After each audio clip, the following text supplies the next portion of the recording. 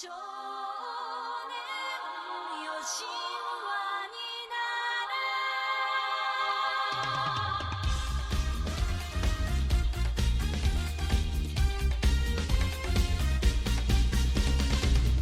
青い風が今胸のドアを叩いても私だけをただ見つめて微笑んでるあなたそっと触れるもの求めることに夢中で運命さえまだ知らない痛いけな瞳だけどいつか気づくでしょうその背中には遥か未来目指すための羽があること残酷な天使の手で窓辺からやがて飛び立つほとばしる熱きパックスで思い出を裏切るならこの空を抱いて輝く少年よ神話になれ Welcome, everybody, to the second episode of our Drop Culture Podcast Special Edition, Neon Genesis Evangelion. You are watching along with us. It's on Netflix right now. If you have your own copies, whatever collection that you have, anything like that, definitely feel free to kind of keep up with us. And if you watch them over and over again like I do in preparation for the show, I usually watch them at least 7, 8, maybe more times because they are about 21, 22 minutes. So I really kind of dig into them just to look at everything. A lot of interesting things have been kind of brought up in my attention or brought to my attention, and that was looking at the cinematography of these. And I kind of want to touch on that a little bit right at the very beginning because looking at it from that perspective now, they really do have very, very good camera angles, good pacing with the camera. For the short amount of time that they have some really interesting things like showing the camera through and behind people, so you're not necessarily like an observer that's on the same level. You're that fly on the wall kind of a thing, which with most television shows or anything else like that. But they have interesting angles of the fight scenes. They do a lot of pull-out shots to where you see a lot of the main action. But the internal scenes of the character development, you see them from different angles. Like the bigger people, you see them from almost a Greg Toland kind of a looking up perspective. Sure. So like Gendo Akari, you're always looking up at him whenever you're seeing him because you're seeing him from almost Shinji's view. Right. And when I mention Greg Toland, of course, I'm representing he's representing the angle that Citizen Kane basically had, Right. looking at the two giants from down below.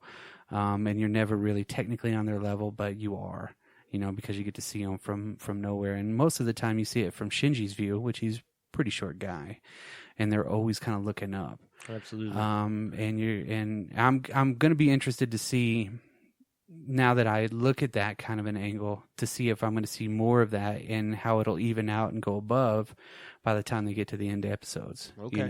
Okay. So I think they'll kind of get up there because even with the Avas, you're at a ground level almost kind of Right. looking up. So you are seeing these things as giants. You're seeing the whole world as a giant. Shinji, a lot of the times you're looking at from above, from a top level or an eye level. You're never really seeing anything because he's not as big as the other characters are technically in that world. He's not a leader yet, but he's basically part of something bigger than he really ever thought. That's fair. I really was going to say, pardon me. I was going to say that some of the use of colors in some of the shots are pretty awesome. Yeah. And like contrasting, which I like. There's a specific scene in this episode we're about to do where it's almost completely all blue. And it's definitely contrasting from what the rest of the story, you know what I mean? So Yeah. it sets a mood, which I thought was cool. It's kind of like a more melancholy type of a deal, or not not type of a deal, but more a melancholy type of a mood that they're portraying with that. Yeah, just and I think when you can use those things, like you were talking about the cinematography, the colors, things like that, that's how you can individualize from, just the mainstream run of the mill. And it's an interesting perspective because somebody on YouTube, and I will kind of shout them out on some of the synopsis and everything like that for it, but basically said, hey, we need to look at this because of the Lynchian style. Okay. They probably pull a lot of influences from everybody in this to kind of give it a more adult feel, even though there are a lot of anime moments in it. There's usually so far, and again, I'm only 2 episodes in, but it seems like there's 1 to 2 per episode. Yeah. I'm like, oh, well, that's like the over the top. Correct. Yeah. Anime. Yeah. They show the big eyes or, the squinty eyes or something like that for it, and the tear down the cheek or something. But they really do. They add those in there to kind of still ground you in this is not real type of a situation, which I thought that was a very interesting perspective to look at because I had never looked at it that way before. I mainly looked at the storyline instead of the way it was done because I never have looked at anime that way. Most of the anime that I guess that I've watched has a lot of, it's just more actiony, Right. So backgrounds blurred, things like that.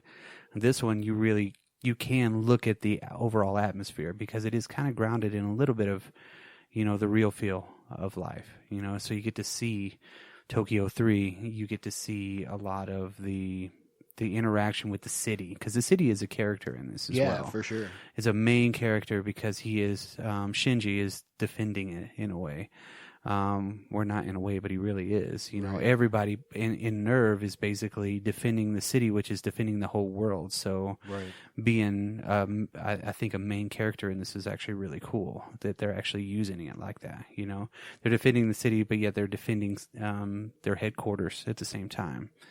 And of course, we won't really give too much away on everything that's going on, but that way we can build up to more of the story as it goes. Right. So we just don't introduce everything.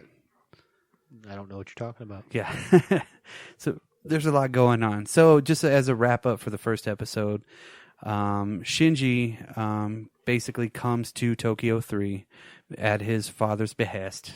Yes. He gets summoned there after living with his sensei somewhere else, and we get to see the first interaction of the angel come through, which the angel comes out of the water and then actually starts from a long ways away, I guess, to maybe test the defenses of, the headquarters and everything like that to see what people are made of. And the angel learns as it's going, and you kind of get to see that first interaction with all the main people like Misato and Dr. Katsuragi and the main people that are part of the military, the JSSDF. You get to see a little bit of Nerve, so they're introducing these things as they go, which is really good in that first episode. So it gives you a good scope. A little bit of Ray. Yeah. Just a small spot of Ray. Small spot of Ray. And you still really don't know who Ray is, but she's one of the children that are part of this grand scheme of things. So, once we get to episode 2, because episode 1 ends on the note to where it's like, hope he survives. Boom, done. Right. So this episode opens up where Shinji is waking up in the hospital. So let's just give it the title of the show. It's episode 2, Unfamiliar Ceiling / The Beast. It was originally aired on 10/11 of 1995. Shinji wakes up in the hospital and he has no memory of what's going on, from the night before. Right. Because basically that's where we're at. He wakes up and he's just staring at the ceiling. And that's a familiar thing for a lot of people too, because once you wake up at a different spot, you don't really know where you're at because first thing you see is the ceiling almost, right. And he's laying in a hospital bed. And they really kind of introduce that hospital, and you don't see a lot of people around either. So you're still just not seeing a lot of what's going on. Then they kind of backtrack a little bit, and they get to where Shinji first tries to move the actual Ava, right? And maybe I'm jumping ahead a little bit because you kind of get to that interaction to where And I am jumping ahead because the first kind of interaction with all the characters after he wakes up is Misato and Dr. Katsuragi. They're at the point. They're at this weird kind of crater in the middle of nowhere, and they're kind of looking at all the stuff. And she's watching the news program, and they're using basically a media cover up, which she already knows that they were going to use. Right. She says that they're using that cover up. Well, kind of knows. I know that this was going to happen. So they're all sitting there, kind of in the heat, and then they start to drive a little bit more. They're in that big deal, and that's when Misato's talking about air conditioning. Right. It's like the greatest invention of man is air conditioning, which is cool. And that kind of shows a little bit more of her almost immaturity, where Right. she's still kind of a kid. I'm not in a way. saying she's wrong, but go ahead. No, not at all. Then she finds out that Shinji wakes up, so she goes to pretty much pick him up at the hospital. When she's at the hospital, you can kind of, in the background, you can hear them talking about, there's a meeting that's about to happen, with all the people in surgery and throughout the hospital about basically, they call it, it's like an interaction B. So it's like the second time that something like this has happened. Right. So they're kind of meeting on that. So you if you listen to the episodes or even watch it with the commentary on, not necessarily the commentary, but the subtitles, you get to pick up what they're saying in the background. Okay. So you actually get to read a little bit about it. So, and I mean, it doesn't follow the dialogue 100% because it's all text, and but you get to see that little bit in the background that starts talking about that. Okay. So that's when she basically takes Shinji back to Nerve headquarters, or one of their headquarters, and they're going on the elevator, and that's when Douchebag is there.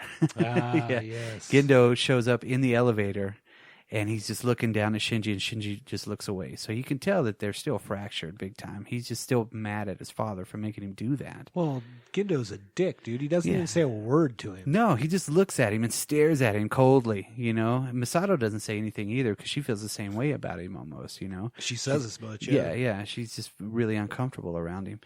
Then whenever, the door shuts and everything, and then they end up in his office, and they're talking before that, well, they're going to live alone? He's going to live in this block that's really close to here by himself. And Shinji's okay with that. He's like, all right, that's fine. That's what we do. Yeah, that's how we do it. And then I think it's Dr. Fuyutsuki is kind of has the dialogue in the back talking about how that's how the Akaris go. Yeah. They live alone, and they're just fine with that. Well, Misato's not. Because she's more based around family. She's just like, hey, you know what? He can't live alone. He's a young kid. He should live with me. That's when she has that little kind of anime interaction a little bit with Dr. Katsuragi. When she's like, don't worry, I'm not going to mess around with him. She's like, what? And she's like, why would you even say that? Yeah, you can't take a joke. It's kind of funny, because I guess she's portrayed as a little promiscuous almost. She's kind of that free spirit type of a deal. Yeah, I'm having a hard time figuring out like her role completely in this, and I think maybe that gets cleared up. I'm sure. Oh yeah, as I go forward, but it's almost like she's high ranking in what's going on, but at the same time she's like, I don't know, just a girl. You know what I mean? She's still young, Yeah, She might, I don't know her exact age, but, she's probably in her late 20s, early 30s, if that old. Right. The way that she's kind of portrayed. But she is smart, and she's head of their tactical division pretty much. Yeah. So, I mean, Well, I knew she was, that's what I'm saying. Yeah. But, like, then she acts like she's 16. Yeah. Like all the other time, minus buying the beer. Yeah, exactly, right? So that's whenever they're kind of getting together, and she's like, it's time to party. And in this dub, they kind of add the Sinbad party to it. And I'm like, oh my God, for real, And she's like, it's time to party. And I'm like, wow.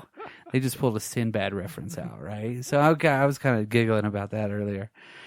So she stops. She says, "Hey, let's go get some food." So they're at the deal, and that's when you can hear a little bit more of the regular townspeople or the city folk talking about how the place is not safe anymore. They thought it was supposed to protect them, but how can it protect them from this? And my husband wants me to leave, Right. while they're just kind of checking out. And she's got this bag full of just like junk food. It looks like, it's like ramen noodles It's and all fucking crap. yeah, just like shit. Shinji's just looking at it like, what is this? Yeah, he's got the whole thing bag in his deal, and it's full of like beer and all kinds of other stuff, right? So they actually end up back at her apartment. She's like, "Hey, look, your stuff's already arrived. Cool."